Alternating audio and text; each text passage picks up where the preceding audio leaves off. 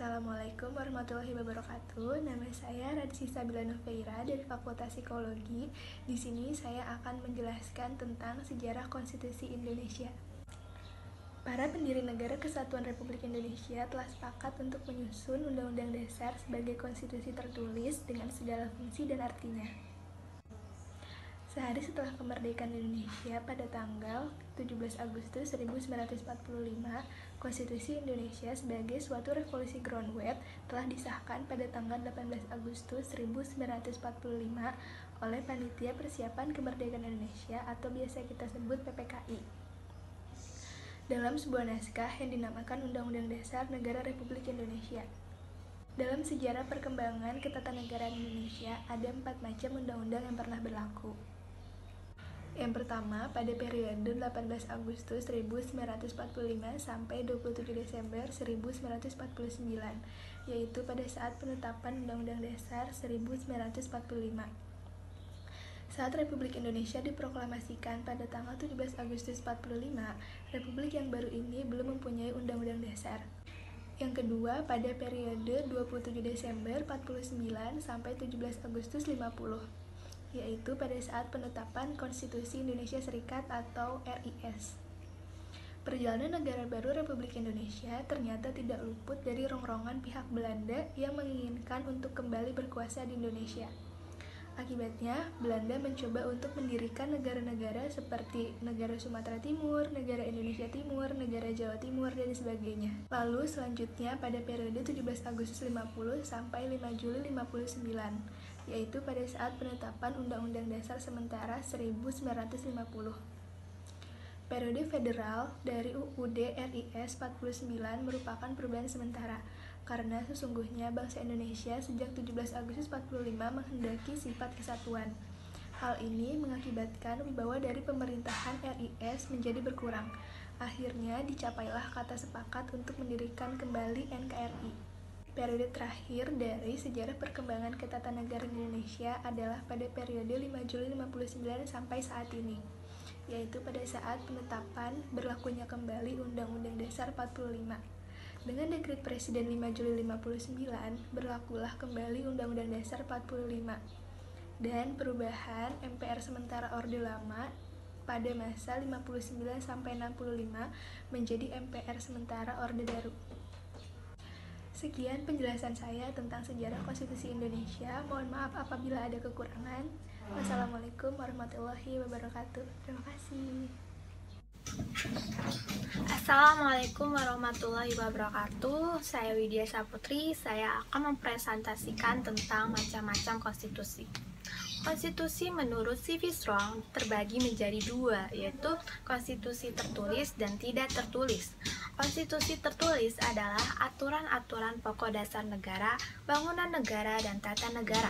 Demikian juga aturan dasar lainnya yang mengatur perkehidupan suatu bangsa di dalam persekutuan hukum negara. Konstitusi tidak tertulis atau konvensi adalah berupa kebiasaan ketatanegaraan yang sering timbul. Secara teoritis, konstitusi dibedakan menjadi 2, yaitu konstitusi politik dan sosial. Konstitusi politik adalah berisi tentang norma-norma dalam penyelenggaraan negara, hubungan rakyat dengan pemerintah, hubungan antar lembaga negara. Konstitusi sosial adalah konstitusi yang mengandung cita-cita sosial bangsa, rumusan filosofis negara, sistem sosial, sistem ekonomi, sistem politik yang ingin dikembangkan bangsa itu. Berdasarkan sifat konstitusi, yaitu ada fleksibel dan kaku. Fleksibel apabila konstitusi atau undang-undang dasar memungkinkan untuk berubah sesuai dengan perkembangan. Kaku apabila konstitusi atau undang-undang dasar sulit untuk diubah. Sekian dari saya, terima kasih. Bismillah, Assalamualaikum warahmatullahi wabarakatuh. Perkenalkan, nama saya Tazkiya Rafif, nomor absen 21. Di sini saya akan mempresentasikan dengan judul Dinamika Konstitusi Indonesia. A. Undang-Undang Dasar 1945 sebelum amandemen. Amandemen adalah perubahan resmi dokumen resmi atau catatan tertentu, terutama untuk memperbagusnya. Perubahan ini dapat berupa penambahan atau juga penghapusan catatan yang salah tidak sesuai lagi. Kata ini umumnya digunakan untuk merujuk kepada perubahan pada perundang-undangan sebuah negara. Amandemen konstitusional. Konstitusional merupakan prinsip-prinsip dasar politik serta hukum yang mencakup struktur, prosedur, serta kewenangan atau hak serta kewajiban. Karena itu, konstitusional sangat berhubungan erat dengan amandemen karena bertujuan untuk memperbaiki suatu catatan atau dokumen penting suatu negara yang mencakup bentuk, struktur, prosedur agar lebih baik dari sebelumnya. Sebelum dilakukan amandemen, UUD 1945 terdiri atas pembukaan, batang tubuh, 16 bab, 37 pasal, 65 ayat, 16 ayat, berasal dari 16 pasal yang hanya terdiri dari 1 ayat dan 49 ayat berasal dari 21 pasal yang terdiri dari 2 ayat atau lebih. 4 pasal aturan peralihan dan 2 ayat aturan tambahan, serta penjelasan. Setelah dilakukan 4 kali perubahan, Undang-Undang Dasar 1945 memiliki 16 bab, 37 pasal, 194 ayat, 3 pasal aturan peralihan, dan 2 pasal aturan tambahan. Dalam risalah sidang tahunan MPR tahun 2002, diterbitkan Undang-Undang Dasar Negara Republik Indonesia tahun 1945 dalam satu naskah, sebagai naskah perbantuan dan kompilasi tanpa ada opini. B. Konstitusi RIS. Undang-Undang Republik Indonesia Serikat. Konstitusi Republik Indonesia Serikat atau lebih dikenal dengan sebutan Konstitusi RIS adalah konstitusi yang berlaku di Republik Indonesia Serikat sejak tanggal 27 Desember 1949.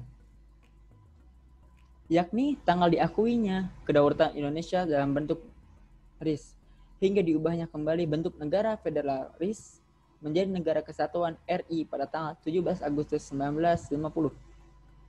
Sejak tanggal 17 Agustus 1950, konstitusi yang berlaku di Indonesia adalah Undang-Undang Dasar Sementara Republik Indonesia atau dikenal dengan sebutan UUDS 1950.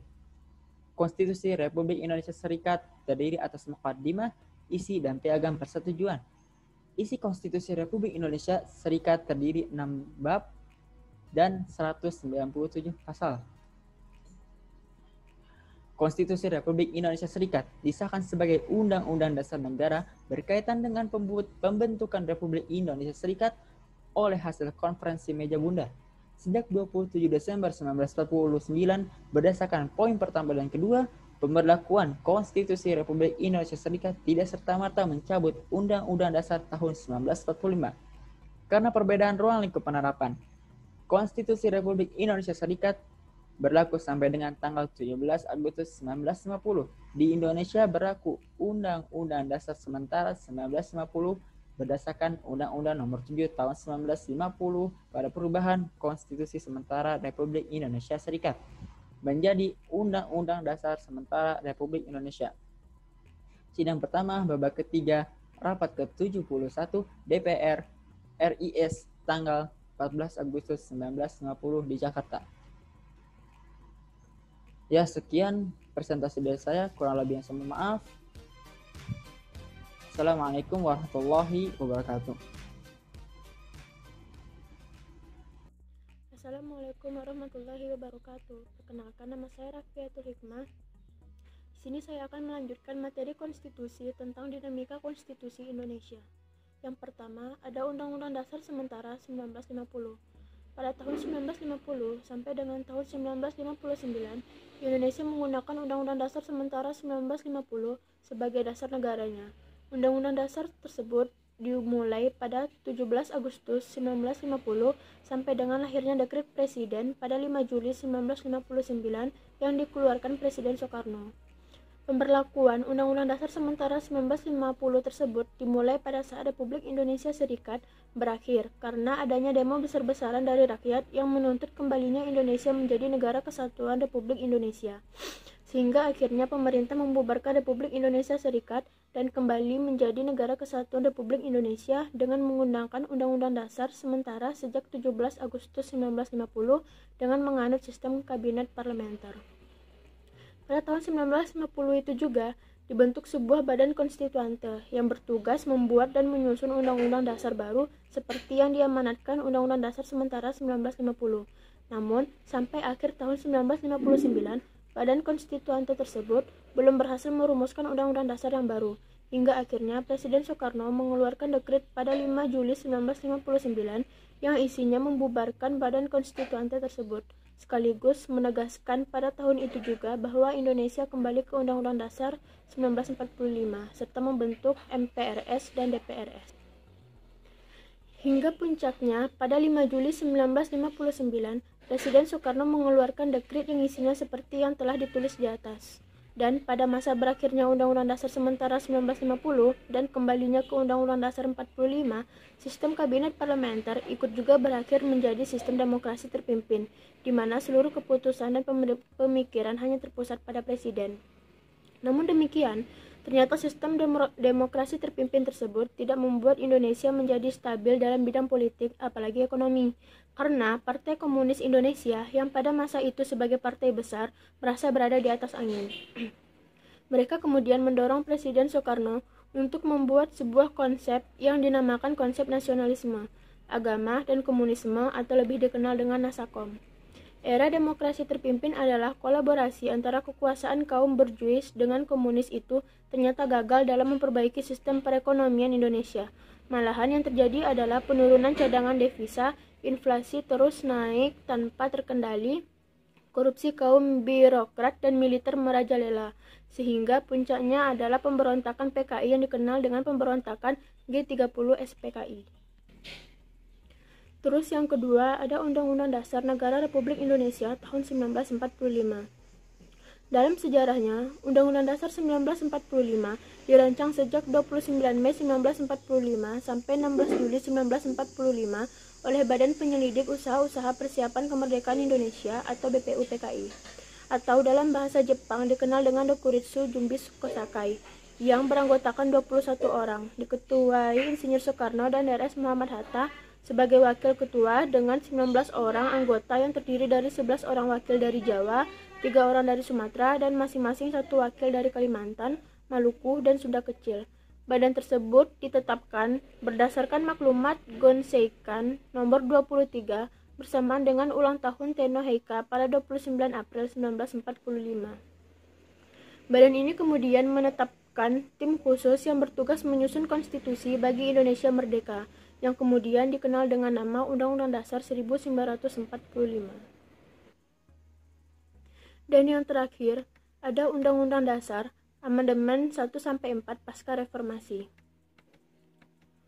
Perubahan amandemen di Indonesia sudah berlangsung selama 4 kali, yang dimulai pada tanggal 19 Oktober 1999 mengamandemen 2 pasal. Amandemen kedua pada tanggal 18 Agustus tahun 2000 sejumlah 10 pasal. Sedangkan amandemen ketiga pada tanggal 10 November 2001 sejumlah 10 pasal. Dan amandemen keempat pada tanggal 10 Agustus 2002 sejumlah 10 pasal, serta 3 pasal aturan peralihan dan aturan tambahan 2 pasal. Apabila dilihat dari jumlah pasal, pada Undang-Undang Dasar 1945 adalah berjumlah 30 pasal, akan tetapi setelah diamandemen, jumlah pasalnya melebihi 37 pasal, yaitu menjadi 39 pasal. Hal ini terjadi karena ada pasal-pasal yang diamandemen ulang, seperti pasal 6 ayat 4 dan pasal 23C. Sekian presentasi dari saya. Kalau ada salah dan janggal, saya mohon maaf. Assalamualaikum warahmatullahi wabarakatuh.